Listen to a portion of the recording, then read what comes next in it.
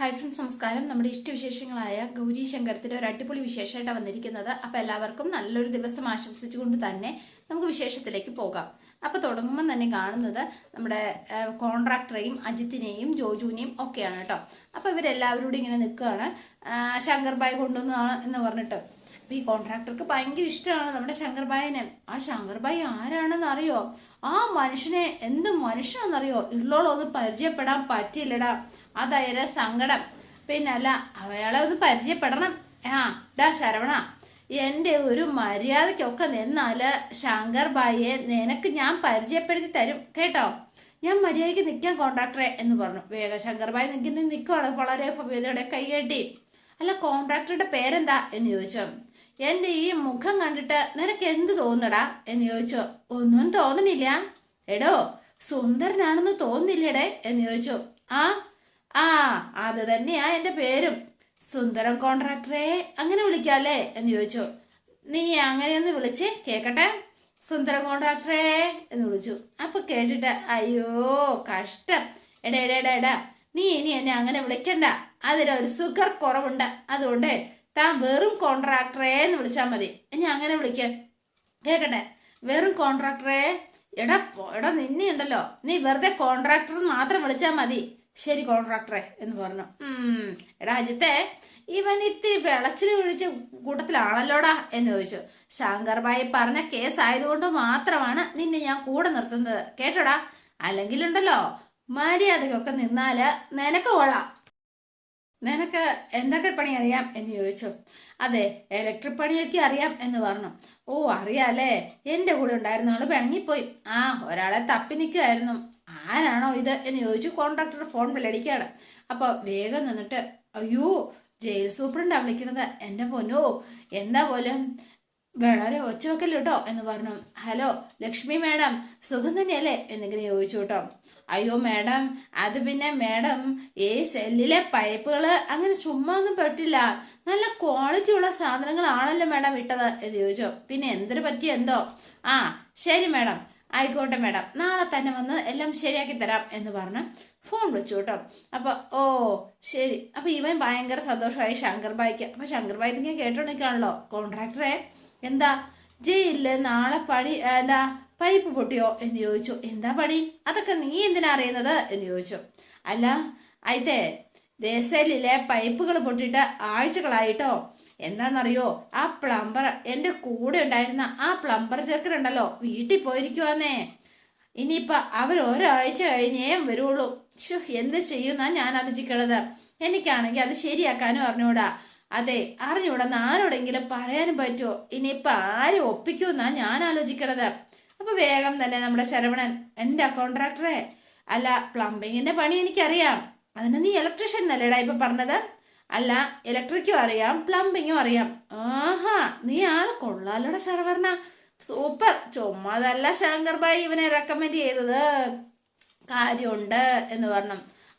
അതെല്ലാം പോട്ടെ, നാളെ കാലത്തെണീറ്റ് കുളിച്ച് വൃത്തിയായി പഴവണ്ണാഴി ഗണപതിക്ക് ചെന്നിട്ട് ഒരു തേങ്ങ അടിച്ചിട്ട് പണി അങ്ങ് തുടങ്ങാം. എന്താ? പിന്നെ നാളത്തെ പണി ജയിലാണ്, അത് നീ മറന്നു പോവില്ല കേട്ടോ. പിന്നെ ഇടയ്ക്കിടയ്ക്ക് നിന്നെ ഞാൻ ഓർമ്മിപ്പിച്ചോളാം. അവിടെ ചെന്ന് ഒരു പ്രശ്നം ഉണ്ടാക്കിയേക്കരുത്, മനസ്സിലായോ? ഇല്ല കോൺട്രാക്ടറെ. അപ്പൊ ശങ്കറിന് ഭയങ്കര സന്തോഷമായി, ഗൗരി ഒന്ന് കാണാലോ എന്നോർത്ത് ആള് ഭയങ്കര ത്രില്ലടിച്ച് നിൽക്കുകയാണ്. പിന്നെ കാണുന്നത് നമ്മുടെ ശ്യാമിനെയാണ്. ശ്യാമും നന്ദിനി അമ്മയും മുത്തശ്ശിയുണ്ട്. കരയ, അതെ എന്റെ മോനെ എന്റെ അടുത്തത് കൊണ്ടുപോകാൻ ഞാൻ സമ്മതിക്കില്ല ശ്യാമേട്ടാ എന്ന് പറഞ്ഞു. എനിക്കത് സഹിക്കാനേ പറ്റില്ല. പറ, ശ്യാമേട്ടനും അമ്മയ്ക്കും അത് താങ്ങാൻ പറ്റുമെന്ന് തോന്നുന്നുണ്ടോ? ശ്യാമേ, ദേ നീ ഇനി നമ്മൾ എന്താടാ മോനെ ചെയ്യാൻ പറ്റുക എന്ന് മുത്തശ്ശി ഇങ്ങനെ ചോദിച്ചോ. വേണി ഒരു കാര്യം തീരുമാനിച്ചിട്ടുണ്ട് എങ്കിൽ അവൾ അത് നടത്തുക തന്നെ ചെയ്യും. അമ്മേ, ആദർശനോട് ഈ വീടും നമ്മളെയൊക്കെ വിട്ടു പോയാലും അവർ നിങ്ങൾക്കും നിങ്ങളെക്കാൾ കൂടുതൽ എന്നെ വേദനിപ്പിക്കും. പക്ഷേ അമ്മയും നന്ദിനിയൊക്കെ ഒരു കാര്യം മനസ്സിലാക്കണം, ഇത് അവരുടെ ജീവിതമാണ്. അതുകൊണ്ട് തീരുമാനങ്ങൾ എടുക്കാനുള്ള എല്ലാ സ്വാതന്ത്ര്യവും അവർക്കും ഉണ്ട്. അവർ കുഞ്ഞു കുട്ടികളല്ല. നമുക്ക് കുറെയൊക്കെ അംഗീകരിക്കാതിരിക്കാം, എന്ത് വേണേലും ചെയ്യാം. അല്ലാതെ നമുക്ക് എന്ത് ചെയ്യാൻ കഴിയും? ആദർശ് എന്റെ മോനാ, അതുകൊണ്ട് ശ്യാമേട്ടൻ നോക്കിക്കോ, അവൻ വേണിയുടെ തീരുമാനം ഒരിക്കലും അവൻ അംഗീകരിക്കില്ല എന്ന് പറഞ്ഞു. അപ്പൊ ഇവരിങ്ങനെ നിൽക്കുകയാണ്. അവന് എന്നെ വിട്ടിട്ട് പോവില്ല ശ്യാമേട്ട എന്ന് പറഞ്ഞ നന്ദിനി വേണി മോള് വാശി പിടിച്ചാല് സമ്മതിക്കാതിരിക്കാൻ അവന് വേറെ വഴിയില്ല എന്ന് പറഞ്ഞു. അതുകൊണ്ട് വീട് മാറി താമസിക്കാൻ ആദർശ് സമ്മതിച്ചില്ല എങ്കിൽ വേണിയും ആദർശും തമ്മില് അതിന്റെ പേരില് വലിയ വഴക്ക് തന്നെ ഉണ്ടാവാം. നമ്മുടെ കണ്ണിന് മുന്നില് അവര് മക്കള് തമ്മിൽ പോരടിക്കുന്നത് കാണാൻ പറ്റുമോ നന്ദിനി? താൻ പറയ എന്താ മിണ്ടാത്തത്? എന്റെ ഈശ്വര, ഞാൻ ഇനി ചെയ്യേണ്ടത് എന്ന് ചോദിച്ചു കരയാണ്. അമ്മേ, ശരിക്കും പറഞ്ഞാൽ എന്റെ തെറ്റിന് വേണിയോട് ഞാൻ എന്നെ കാല് പിടിച്ചാൽ മാപ്പ് പറയാം. എന്നാലെങ്കിലും അവള് ഈ തീരുമാനത്തിൽ നിന്ന് പിന്മാറുമായിരിക്കും അല്ലേ? അതുകൊണ്ടും കാര്യമുണ്ടാവുമെന്ന് തോന്നുന്നില്ല നന്ദിനി എന്ന് പറഞ്ഞു മുത്തശ്ശി. അതുകൊണ്ട് വേണി അവളുടെ സ്വന്തം അമ്മയേക്കാൾ കൂടുതൽ നിന്നെ സ്നേഹിച്ചിട്ടുണ്ട്, വിശ്വസിച്ചിട്ടുമുണ്ട്. പക്ഷേങ്കില് നീ ചെയ്തതെന്താ? ആ സ്നേഹവും വിശ്വാസവും തകർന്നടിഞ്ഞു പോയത്. ഇനി അത് കിട്ടാൻ വലിയ പാടാ. നന്ദിനി, നീ ഇങ്ങനെ ശ്യാമേട്ട എന്ന് വിളിച്ച് വീണ്ടും കരയാണ്. ഇതിനെല്ലാം കാരണക്കാരി ഈ ഞാനായല്ലോ എന്ന് ഓർക്കുമ്പോഴാ എനിക്ക് സഹിക്കാൻ പറ്റാത്തത്. നീ ഇങ്ങനെ വിഷമിക്കാതെ മോളെ, സമാധാനം ഉണ്ടാക്കാം എന്ന് പറഞ്ഞു മുത്തശ്ശി.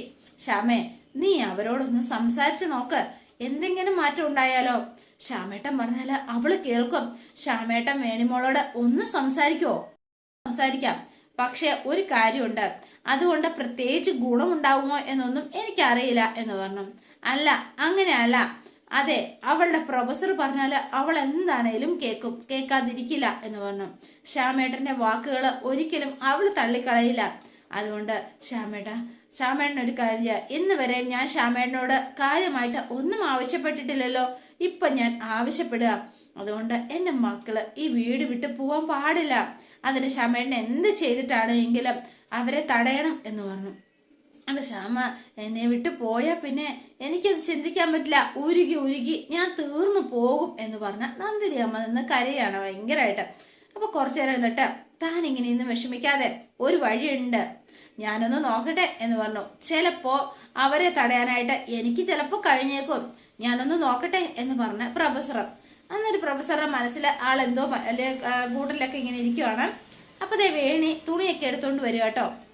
ആദർശേട്ടാ, എനിക്ക് കുറച്ച് പണി ഉണ്ടായിരുന്നു കേട്ടോ.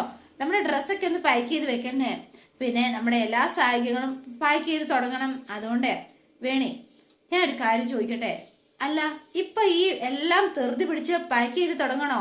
വേണം കേട്ടോ. അതെന്താന്നറിയുവോ? അല്ലെങ്കിൽ സമയത്ത് എല്ലാം കൂടി ധൃതി കൂട്ടി ചെയ്യാൻ നോക്കിയാലേ ഒന്നും നടക്കില്ല. പിന്നെ ആദർശേട്ടാ, നാളെ തൊട്ട് നമുക്ക് വീടൊന്ന് അന്വേഷിച്ച് തുടങ്ങണം കേട്ടോ. അതുകൊണ്ട് വലിയ വീടൊന്നും വേണ്ട, ഒരു ചെറിയ വീട് മതി കേട്ടോ. ഒരു മുറിയും ഒരടുക്കള, ഒരു ഹോള്, അത്ര മതി കേട്ടോ. നമുക്ക് 2 പേർക്ക് കഴിയാനായിട്ട് അത് പോരെ ആദർശേട്ടാ? വേണി, ഞാൻ ഒരു കാര്യം ചോദിക്കട്ടെ, നമ്മളിപ്പോ ധൃതി പിടിച്ച് എന്തിനായി ഇവിടുന്ന് മാറുന്നതാ? നീ ഒന്ന് ആലോചിച്ച് നോക്ക്. നിന്റെ ഈ തീരുമാനം അച്ഛനെയും അമ്മയെയും മുത്തശ്ശിയൊക്കെ എന്തുമാത്രം വേദനിപ്പിക്കുമെന്ന് നിനക്കറിയോ? ഇതൊക്കെ ആലോചിച്ചിട്ട് തന്നെയാണോ നിന്റെ ഈ തീരുമാനം എടുത്തത് എന്ന് ചോദിച്ചു. അല്ല, നമ്മളിപ്പോ ഇവിടുന്ന് മാറേണ്ട ആവശ്യം എന്താ എന്നാ ചോദിച്ചത്. അപ്പൊ ഒന്നും മിണ്ടിയില്ല.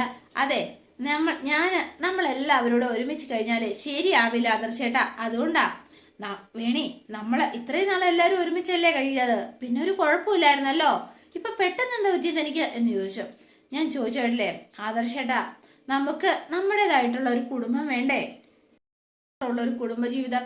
വേണി, നമ്മുടെ കുടുംബം എന്ന് പറഞ്ഞാല് ഞാനും നീയും മാത്രമല്ലല്ലോ, അച്ഛനും അമ്മയും മുത്തശ്ശിയും ആരതി മോളും, അങ്ങനെ എല്ലാവരും ചേരുമ്പോഴല്ലേ അതൊരു കുടുംബമായി മാറുക. അപ്പൊ ആദർശേട്ടന് ഇവിടെ മാറി താമസിക്കാൻ കഴിയില്ല എന്നാണോ പറയണത് എന്ന് ചോദിച്ചു. അപ്പൊ ആദർശൊന്നും മിണ്ടുന്നില്ല. നമ്മൾ ഇവിടുന്ന് മാറി താമസിക്കുന്നതിന് കാരണം എന്താ, അതെങ്കിലും നീ ഒന്ന് പറ എന്ന് പറഞ്ഞു. അപ്പൊ കുറച്ചു നേരം എഴുന്നേട്ട്, ആദർശേട്ടാ, ഇത്തിരിയെങ്കിലും എന്നോട് സ്നേഹം ഉണ്ടെങ്കിൽ, ഒരു നുള്ള സ്നേഹം ഉണ്ടെങ്കിൽ എന്റെ തീരുമാനം ആദർശേട്ടൻ അംഗീകരിച്ചേ പറ്റൂ എന്ന് പറഞ്ഞു. അപ്പൊ ആദർശ ആകെ വിഷമിച്ചു. നമുക്ക് ഇവിടുന്ന് മാറി താമസിക്കുക തന്നെ ചെയ്യണം. അപ്പോഴാണ് നമ്മുടെ ശ്യാം സാറ് അങ്ങോട്ടേക്ക് വരുന്നത്. അപ്പൊ പ്രൊഫസർ അങ്ങോട്ടേക്ക് വന്നപ്പോഴത്തേനും വേഗം തന്നെ വേണിങ്ങനെ പറയാണ്, പ്രൊഫസറെ, അപ്പൊ വേഗം തന്നെ അച്ഛാ, ഇവിടുന്ന് മാറി താമസിക്കണം എന്നുള്ള ആഗ്രഹം വേണി പറഞ്ഞേ ഉള്ളൂ, ഞാൻ അതിന് സമ്മതിച്ചിട്ടില്ല എന്ന് പറഞ്ഞു ആദർശ. മോനെ, വേണിക്ക് ഇവിടുന്ന് മാറി താമസിക്കണം എന്ന ആഗ്രഹമെങ്കിൽ അത് നീ തടയണ്ട എന്ന് പറഞ്ഞു. അച്ഛൻ എന്താ അങ്ങനെ സംസാരിച്ചത് എന്ന് ചോദിച്ചു. അവളുടെ ആഗ്രഹങ്ങൾ സാധിച്ചു കൊടുക്കേണ്ടത് നിന്റെ കടമ മാത്രമാണ്. ഞങ്ങൾ ഇവിടുന്ന് താമസം മാറണം എന്ന് തന്നെയാണോ അച്ഛനും പറയുന്നത്? എടാ വേണി അത് ആഗ്രഹിക്കുന്നുണ്ടെങ്കിൽ അത് നടക്കുക തന്നെ ചെയ്യണം, നീ എതിർക്കരുത് എന്ന് പറഞ്ഞു വേഗം പ്രൊഫസർ. പ്രൊഫസറെ പ്രൊഫസറെ എന്നോട് ദേഷ്യവും വിഷമവും ഒന്നും തോന്നരുത് കേട്ടോ. എന്താന്ന് വെച്ചാ ഇപ്പൊ ഇതാണ് ശരിയായ തീരുമാനം എന്നാ എനിക്ക് തോന്നുന്നത്, അതുകൊണ്ടാട്ടോ. ഹൈ പ്രൊഫസറെ, ഞങ്ങൾ ഇവിടുന്ന് പോയാലും ഇടയ്ക്കിടയ്ക്ക് ഇങ്ങോട്ടേക്ക് വരൂട്ടോ. പ്രൊഫസർക്കും മുത്തശ്ശിക്കും ഒക്കെ എപ്പോ വേണമെങ്കിലും ഞങ്ങളുടെ വീട്ടിലേക്ക് വരാലോ. പിന്നെ എന്താ പ്രൊഫസറെ എന്ന് ചോദിച്ചു. മോളെ വേണി, നിന്റെ തീരുമാനത്തെ ഞാൻ ഒരിക്കലും എതിർക്കുന്നില്ല കേട്ടോ. പക്ഷേങ്കില് ഒരു കാര്യം ഞാൻ പറയട്ടെ, മോൾ ഒരു കാര്യം മനസ്സിലാക്കണം എന്ന് പറഞ്ഞു. അപ്പൊ വേണി ശ്രദ്ധയോടെ നിൽക്കുകയാണ്. ആദർശന് ഇപ്പം വരുമാനം ഒന്നുമില്ല, അത് നിനക്കറിയാലോ. പിന്നെ ഒരു ജോലി കിട്ടാനായിട്ട് ഇപ്പൊ തൽക്കാലം പ്രയാസമായിരിക്കും. അതുകൊണ്ട് മോളൊരു കാര്യം ചെയ്യണം, ഒരു വരുമാനവും ഇല്ലാതെ നിങ്ങൾ തനിച്ചു പോയി താമസിക്കാൻ തുടങ്ങിയാല് അത് ബുദ്ധിമുട്ടാവും മോളെ, അതാ ഞാനീ പറയണത് എന്ന് പറഞ്ഞു. അപ്പൊ ഒന്നും മിണ്ടിയില്ല. ആദർശന് നല്ലൊരു ജോലി കിട്ടിയിട്ട് നിങ്ങൾ വേറെ മാറി താമസിച്ചോ, എനിക്ക് ഒരു എതിർപ്പും ഇല്ല, അതല്ലേ മോളെ നല്ലത്. നീ ഒന്ന് ആലോചിച്ച് നോക്ക്, ആലോചിച്ച ശേഷം എന്റെ അഭിപ്രായം ഇതാ എന്ന് പറഞ്ഞു. നിങ്ങൾ രണ്ടുപേരോട് ആലോചിച്ചിട്ട് ഒരു തീരുമാനമെടുക്കുക എന്ന് പറഞ്ഞ് പ്രൊഫസർ അപ്പുറത്തേക്ക് പോയി.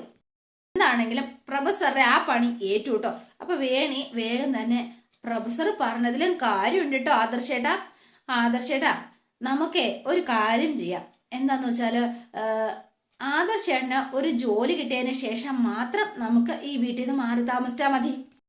കുടുംബം മുന്നോട്ട് കൊണ്ടുപോകാനായിട്ട് ഒരുപാട് വിഷമിക്കേണ്ടി വരും, അതുകൊണ്ട് ആദർശേട്ടൻ വിഷമിക്കുന്നത് ഇനി കാണാനായിട്ട് എന്നെ കൊണ്ട് പറ്റില്ല കേട്ടോ എന്ന് പറഞ്ഞ വേണി പോയി. അപ്പൊ തൽക്കാലം ആദർശം ഒന്ന് രക്ഷപ്പെട്ടു കേട്ടോ. ആദർശനൊരു ചെറിയൊരു ആശ്വാസം എന്ന് പറഞ്ഞാൽ മതി, അല്ലെങ്കിൽ ആള് നെടുവേർപ്പെട്ട് ഇങ്ങനെ നിൽക്കുമായിരുന്നു. വലിയൊരു പ്രശ്നത്തിലേക്കാ ചാടിയത്. അപ്പൊ നമ്മുടെ ശരവണനും ഗ്യാങ്ങും എല്ലാം കൂടെ ജയിലിൽ പണിക്ക് പോകാനായിട്ട് സാധനങ്ങളെല്ലാം പയക്കുകയാണ്. അപ്പൊ സുന്ദരം കോൺട്രാക്ടർ, അതെ ഇടാ പയ്യകളെ എല്ലാരും കേൾക്കാൻ വേണ്ടി പറയാണ്, അതെ എല്ലാരും കേട്ടോടാ, അവിടെ പണിക്ക് പോകുന്നത് ജയിലാണ്, അതും പെണ്ണുങ്ങളുടെ ജയിലില്. അവിടെ ചെന്ന് പെണ്ണുങ്ങളുടെ മുറകെ വായി നോക്കി നിൽക്കാനൊന്നും പാടില്ല. അവനവന്റെ ജോലി ചെയ്യുക, തിരിച്ച് ഇങ്ങ് പോരുക, മനസ്സിലായല്ലോ അല്ലേ എന്ന് ചോദിച്ചു. ഓ പിന്നെ എല്ലാവരോടും കൂടെ പ്രത്യേകിച്ച് ഒരു കാര്യം പറയാം, എല്ലാം നിരീക്ഷിച്ചുകൊണ്ട് പോലീസുകാര് കാണും, ഒപ്പം ഞാനും കാണും, മനസ്സിലാവുന്നുണ്ടോടോ? നമ്മൾ ആരെങ്കിലും ഏതെങ്കിലും പെണ്ണിന്റെ പിറകെ മിണ്ടാനോ എങ്ങാനും പോകുന്നത് അറിഞ്ഞാൽ എടാപ്പികളെ അതോടെ എന്റെ പണി അവര് ക്യാൻസൽ ചെയ്യും. അത് നിങ്ങൾ മനസ്സിലാക്കിക്കോണം. എല്ലാവരുടെ ചേർന്ന് എന്റെ കഞ്ഞി കൂടി മുട്ടിക്കരുത് കേട്ടോടാ. എന്റെ വടക്കുന്നാഥാ, അങ്ങനെയെങ്കിലും നന്ദിയുണ്ട് കേട്ടോ, എന്റെ ഗൗരി ഒന്ന് കാണാനായിട്ട് ഒരു വഴി ഒരുക്കി തന്നല്ലോ. അപ്പൊ ശരവണ ഭയങ്കര സന്തോഷത്തിലാണ്. എടാ ശരവണ, പെണ്ണുങ്ങളുടെ ജയിലിലാണ് പണിന്ന് കേട്ടപ്പം മുതല് നിനക്ക് മൊത്തത്തിലൊരു കിണുണിപ്പും ഇളക്കവും, എന്താടാ വല്ല പ്ലാനുണ്ടോ? അയ്യോ എനിക്ക് അങ്ങനെയൊന്നും ഇല്ല കേട്ടോ എന്റെ പൊന്നോ, പെണ്ണുങ്ങളുടെ ജയിലാണ്, നീ ആണെങ്കിൽ മൊത്തത്തിലൊരു വാലിന്റെ ലക്ഷണമാണ്, മര്യാദക്കൊക്കെ നിക്കണേടേ അപ്പി എന്റെ പൊന്നോ. എന്നാ പിന്നെ ചെല്ല് എന്ന് പറഞ്ഞ സാധനങ്ങളൊക്കെ എടുത്തു പോവാണ്. കൊണ്ടുപോണ സാധനങ്ങളൊക്കെ തിരിച്ചിങ്ങോട്ട് കൊണ്ടുവന്നേക്കണം കേട്ടോ. ഓ ശരി കോൺട്രാക്ടറെ എന്നൊക്കെ പറഞ്ഞ് ഇവര് സാധനങ്ങളൊക്കെ എടുത്ത് നേരെ ജയിലിലേക്ക് പോവാണ് കേട്ടോ. ഓ എന്റെ ശ്രീപത്മനാഭ എന്തൊക്കെയാവോ എന്തോ എന്ന് പറഞ്ഞ കോൺട്രാക്ടർ ഇവരുടെ കൂടെ നേരെ ജയിലിലേക്ക് പോവാണ്. നമ്മുടെ ശങ്കർ അവിടെ ചെന്നിട്ട് നേരെ ഗൗരി അന്വേഷിച്ച് ഇറങ്ങിയിരിക്കുകയാണ്. അപ്പൊ പോലീസിനെ കാണുമ്പം ആള് അവിടെ എന്തെങ്കിലും ചൊറിഞ്ഞോണ്ട് അങ്ങനെ നിൽക്കും. എന്നിട്ട് പോലീസുകാർ പോകുമ്പോഴത്തേനും അവിടുത്തെ ജനലും ഒക്കെ തുറന്നിങ്ങനെ നോക്കുകയാണ് കേട്ടോ. ഷോ ഈ ഗൗരി കാണുന്നില്ലല്ലോ, അവൾ എവിടെയാ പോലും, ഇനിയിപ്പോ സെല്ലി വല്ലതും ആയിരിക്കുമോ എന്നൊക്കെ ഓർത്ത് ഇനിയിപ്പോ എങ്ങനെ കണ്ടുപിടിക്കാം. അപ്പൊ ആളെ പതുക്കെ ഇങ്ങനെ നടന്ന് സെല്ലിന്റെ വാതിക്കലെത്തിയിട്ട് സെല്ലിന്റെ അകത്തേക്ക് ഇങ്ങനെ നോക്കി നിൽക്കുകയാണ്. അപ്പോഴാണ് നമ്മുടെ കോൺട്രാക്ടർ അവർ വരുന്നത്. ഒരാഞ്ഞു തൂക്കി എന്നൊക്കെ പറഞ്ഞോണ്ട്. അപ്പൊ ശരവണൻ അപ്പുറത്ത് മാറി നിൽക്കുകയാണ് നമ്മുടെ ശങ്കർബായി. എടാ ശരവണ എന്ന് വിളിച്ചു. അപ്പൊ വേഗം തന്നെ എന്താടാ നീ അവിടെ നോക്കി നിൽക്കണത്, എന്താ അവിടെ വെള്ളം ഇറക്കി കളിക്കുന്നത്, ഇങ്ങോട്ട് പാടാ. നോക്കി വെള്ളം ഇറക്കല്ലെന്ന് നിന്നോട് ഞാൻ ഇങ്ങോട്ട് വന്നപ്പോ തന്നെ പറഞ്ഞല്ലേ. എടാ സുരേഷേ നിങ്ങൾ അങ്ങോട്ട് പോടാ, എന്തിനാടാ ഇവിടെ നിൽക്കുന്നത് എന്ന് ചോദിച്ചാൽ അവന്മാരെ അങ്ങ് പറഞ്ഞു വിടുകയാണ്. പെണ്ണുങ്ങൾ ഞാൻ നോക്കിയെന്നോ, ഞാനേ നിത്യ ബ്രഹ്മചാരിയാ. അപ്പൊ നീ നോക്കിയില്ലേടേ? ഇല്ലെന്നേ, ഞാൻ ആരെ നോക്കിയിട്ടൊന്നുമില്ല കേട്ടോ എന്ന് പറഞ്ഞു. കോൺട്രാക്ടർക്ക് എന്നെ അങ്ങ് വിശ്വാസം ഇല്ലെങ്കിൽ ഞാൻ ശങ്കർബായി അറിയിക്കൂ കേട്ടോ. എന്താണ് ഇത്, എന്തെങ്കിലും ഒരു തമാശ പറഞ്ഞാൽ അതങ്ങ് കാര്യമായിട്ട് എടുക്കുവോ? നീ നോക്കിയില്ലെങ്കിൽ നോക്കിയില്ല, തീർന്നില്ലേടാ പ്രശ്നം എന്ന് ചോദിച്ചു. അതെ നീ വേഗം ചെന്ന് ജില്ലെന്ന് പണി നടക്കട്ടാ എന്ന് പറഞ്ഞു. പെട്ടെന്നാട്ടെ എന്ന് പറഞ്ഞു. അപ്പൊ വീണ്ടും ശങ്കർബായി ആ ഗൗരിയെ തപ്പിപ്പോവാണ്. ഗൗരി എവിടെ പോയി? ഈ സമയത്താണ് നമ്മുടെ പൂജയും പ്രീതിയും അതുപോലെ തന്നെ മെഹറും കൂടി അങ്ങോട്ടേക്ക്, മെഹറും പ്രീതിയും കൂടെ ഓടിച്ചെന്ന് പൂജയുടെ അടുത്തേക്ക് ചെല്ലുകയാണ്. മേഡം എന്ന് വിളിച്ചോണ്ട്. എന്താ പ്രീതി? അല്ല, ആ ഗൗരിയെ അവൾ എവിടെ എങ്ങോട്ടാണ് കൊണ്ടുപോയത്? അപ്പോഴാണ് ശങ്കറിന്റെ ചെവിയിലോട്ട് ഈ കാര്യം കേൾക്കുന്നത് കേട്ടോ. ഗൗരിയുടെ കാര്യമാണല്ലോ എന്ന് ഓർത്ത് വേഗം ശ്രദ്ധിച്ച് നിൽക്കുകയാണ്. ഡിവൈഎസ്പി മാഡം സ്പെഷ്യൽ പെർമിഷൻ വാങ്ങി ചോദ്യം ചെയ്യാൻ പോവാ. ആഹാ, അത് കൊള്ളാലോ, അതേതായാലും നന്നായി മാഡം എന്ന് പറഞ്ഞു. സൂപ്രണ്ടിന്റെ സാന്നിധ്യത്തിൽ ചോദ്യം ചെയ്തപ്പോ സത്യം പറയാനായിട്ട് അവൾക്ക് മടിയുണ്ടായിരുന്നല്ലോ. കള്ളനോട്ട് കൊടുത്തത് ആരാണെന്ന് ഡിവൈഎസ്പി മാഡം അവളെ കൊണ്ട് ഇന്ന് തന്നെ പറയിപ്പിക്കാം. അവള് ഗർഭിണിയല്ലേ, അടിക്ക് തൊഴിക്ക് എന്തെങ്കിലും ചെയ്താല് മെഡിക്കലിന് കൊണ്ടുപോകുമ്പം അത് പ്രശ്നമാവില്ലേ മാഡം എന്ന് ചോദിച്ചു. ദേഹത്തൊരു പാട് പോലും വരാതെ 3-ാം മുറ പ്രയോഗിക്കാൻ ഡിവൈഎസ്പി മാഡത്തിന് നന്നായി അറിയാം. അതാണ് ഒരു പ്രത്യേകത. ഇന്നവളുടെ കാര്യത്തില് പേരറിയാവുന്ന എല്ലാ ദൈവങ്ങളെയും വിളിച്ച് അവൾ ഇന്ന് കരയും, കണ്ടോ നിങ്ങള്? അപ്പൊ ഇതെല്ലാം കേട്ട ശങ്കർ അപ്പുറത്ത് നിൽക്കുവാണ്. എന്റെ ഈശ്വര, ഗൗരി ഓർത്ത് ശങ്കറിന് ആകെ ടെൻഷനായി. ഇനി എന്താ ചെയ്യുക എന്നോർത്ത് കേട്ടോ. അപ്പൊ അതേണ്ട ഗൗരി ഇങ്ങനെ വെയിറ്റ് ചെയ്യുമ്പോഴേക്കും പൂജ അങ്ങോട്ടേക്ക് വരികയാണ്. അപ്പൊ കയറി വന്നു, കണ്ണിൽ കുറച്ച് മരുന്നൊക്കെ ഒഴിച്ചു, ഭയങ്കര പോസിലാണ് വരവൊക്കെ ആളുടെ. വന്നു, എന്നിട്ട് അടുത്തിങ്ങനെ വന്നിരിക്കുകയാണ്. എന്താടി നീ എന്താ ഇനി ഇങ്ങനെ നോക്കുന്നത്? ഒന്ന് പേടിച്ച് നിൽക്കുവാണെന്ന് തോന്നുന്നല്ലോ ലക്ഷണം കണ്ടിട്ട്. എന്താ നിന്റെ മുഖത്ത് തന്നെ അത് കാണാനുണ്ടല്ലോ. അപ്പൊ നഖത്തിനിടയില് മുട്ട സൂചി കേട്ടുമ്പോൾ ഉള്ള വേദന എങ്ങനെ ഉണ്ടാവും? നീ ഒന്ന് ആലോചിച്ച് നോക്കിയേ. എന്നിട്ടും നീ സത്യം പറയാത്ത നഖങ്ങൾ ഞങ്ങളങ്ങ് പിഴുതെടുക്കും. അതാ ഞങ്ങളുടെ ഒരു ശീലം. എന്നെ കൊണ്ട് ഒരു സല്യൂട്ട് ചെയ്യിപ്പിച്ചത് ഓർമ്മയുണ്ടോ നിനക്ക്? ഒരിക്കലും പോലീസുകാരെ വെറുതെ ചൊറിയാൻ പോവരുത്, മനസ്സിലായോ? പോയാലേ ഇരട്ടിയായിട്ട് അവര് തിരിച്ചു തരിക തന്നെ ചെയ്യും. എന്റെ കസ്റ്റഡിയിലുള്ള 2 ദിവസങ്ങൾ കൊണ്ട് നിനക്കത് മനസ്സിലാക്കി ഞാൻ തരാം എന്ന് പറഞ്ഞു. അതെ, ഞാൻ ഒരുപാട് സംസാരിച്ചു, പക്ഷെ ഇനി സംസാരിക്കേണ്ടത് നീയാണ്. നിന്റെ നാവൊന്ന് തുറന്നു വേണം സംസാരിക്കാൻ. പറയും, നിനക്ക് ആ പണം എവിടുന്ന് കിട്ടി? പറ ഗൗരി എന്ന് പറഞ്ഞു. ആരാ നിനക്ക് ആ പണം തന്നത് എന്ന് ചോദിച്ചു. അപ്പൊ ഗൗരി പിന്നെയും മിണ്ടുന്നില്ല. പറയടി. അപ്പൊ ഇവള് ചാടി എഴുന്നേറ്റു. അപ്പൊ ഇതിനു മുൻപ് തന്നെ പണ്ട് ആ പണം തന്ന ആളുടെ പേര് പറയാൻ നീ എന്തിനാ മടിക്കുന്നത്? സത്യം പറ എന്ന് പറഞ്ഞ് ഇവളുടെ മുടിക്കുത്തിന് കയറി ഇങ്ങനെ പിടിക്കുകയാണ് കേട്ടോ ഈ പൂജയല്ല, ഹരണി മേഡം. അപ്പൊ ഹരണി ഇങ്ങനെ നിൽക്കുകയാണ്. അതോടെയാണ് ഇന്നത്തെ വിശേഷം അവസാനിക്കുന്നത്. ഇനി നാളത്തെ വിശേഷം ഇതിലും ഗംഭീരാണ്. അപ്പൊ എല്ലാവരും വെയിറ്റ് ചെയ്യുക. ഇഷ്ടപ്പെട്ടുവെങ്കിൽ ലൈക്ക് ചെയ്യുക, ഷെയർ ചെയ്യുക. തൊട്ടടുത്ത് ആ ബെൽ ബട്ടൺ കൂടെ ഒന്ന് ഞെക്കുകയാണെങ്കിൽ ഞാൻ ഇടുമ്പോൾ തന്നെ നോട്ടിഫിക്കേഷൻ ലഭിക്കുന്നതായിരിക്കും. പുതുപുത്തൻ വിശേഷമായിട്ട് എത്താം. Bye and see you again.